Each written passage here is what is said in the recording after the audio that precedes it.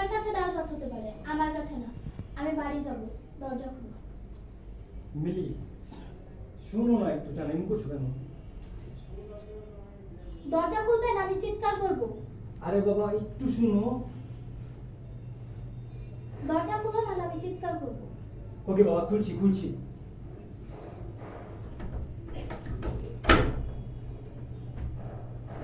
দেখি দরজা বাইরে দিয়ে লক। ফাইজলামি করছো, সরো, আমি খুলি।